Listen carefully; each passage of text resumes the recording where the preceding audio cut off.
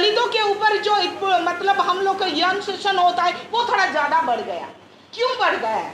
Because कि हम लोग अपने आप को वो अंडर कवरेज, हम लोग उतना अपने लोग को मतलब आप सशक्त नहीं समझ नहीं पा रहे।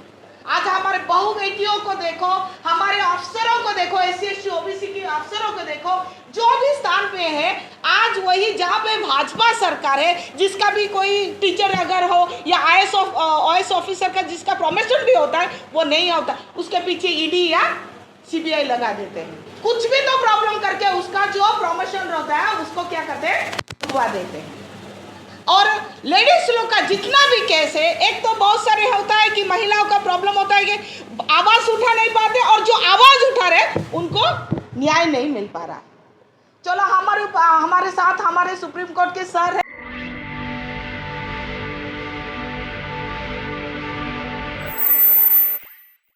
चीजें हमको मानना देखना पड़ेगा। आज के समाज में दो चीज, एक दशा क्या है और हम लोग का दिशा क्या है। दशा को देख के हमें दिशा देखना पड़ेगा। तो हम लोग का दशा क्या है, आज मैं कल भी बोली थी और आज भी बोल रही हूँ कि आज 80 इयर्स इंडिपेंडेंस के आफ्टर 80 इयर्स के बाद भी क्या हम लोग ठीक है, हम वो कंडीशन में आए क्या, हम अपने को स्वतंत्रता फील करें क्या।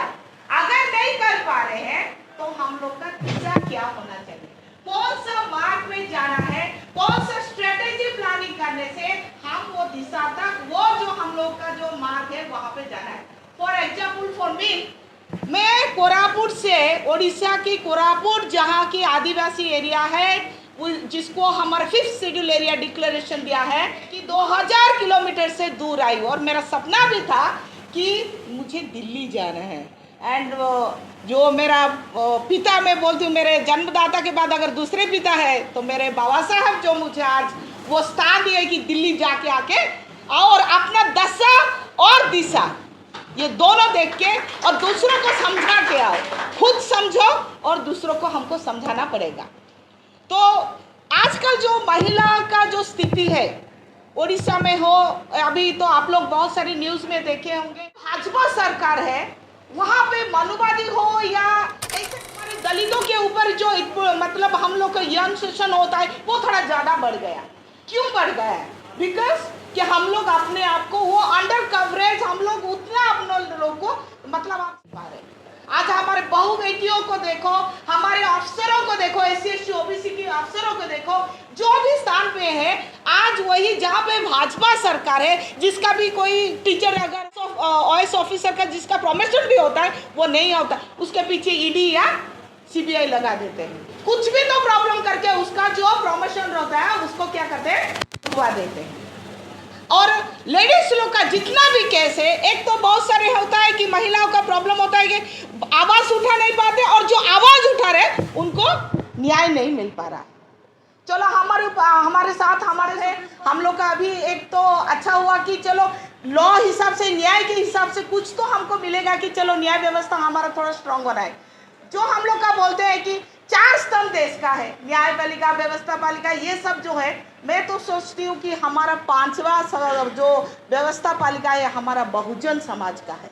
जब तक ये व्यवस्था, ये जो स्तंभ स्ट्रॉन्ग नहीं होगा, ये जो आज का है जो Akhil Bharatiya SC ST OBC minority का जो हम लोग का संयुक्त मोर्चा है, हम लोग का जो एम्बिशन है, हम लोग को जो शायद हम पहुंच नहीं पाएंगे जब तक हम लोग का एक अच्छी तरह से स्ट्रैटेजी प्लानिंग, जब वुमेन्स विंग्स के लिए हो, हमारे सीनियर सिटीजन के लिए हो, बच्चे के लिए हो, सबके लिए एक एक हमको स्ट्रेटेजी प्लानिंग करना पड़ेगा।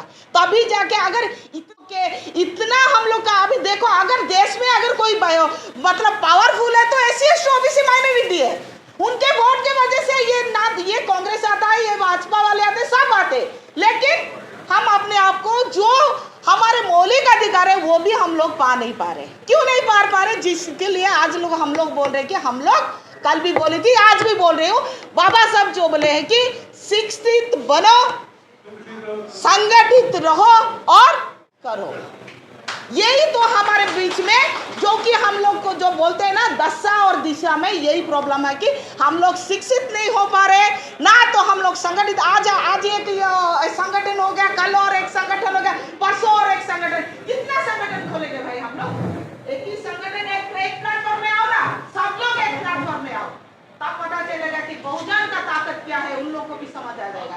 आज जैसे देश भर में सबको पता चल गया कि बाबा साहब का जो लिखित संविधान है कि है जो सबको, राजनीतिक दल को भी बचा सकता है और हमारे बहुजन समाज को भी बचा सकता है।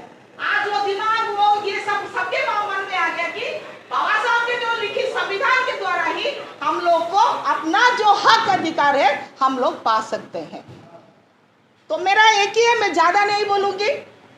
हमारे जो महिला विंग्स है, मैं उनको एक मतलब हमारे उड़ीसा हो या जितने भी हमारे प्रदेश है, हमारे जितने भी स्टेट है, वहाँ की महिलाओं को मैं गुजारिश करूँगी हमारी ये संयुक्त मोर्चा की तरफ से, सब लोग आगे आओ, अपना प्रॉब्लम रखो।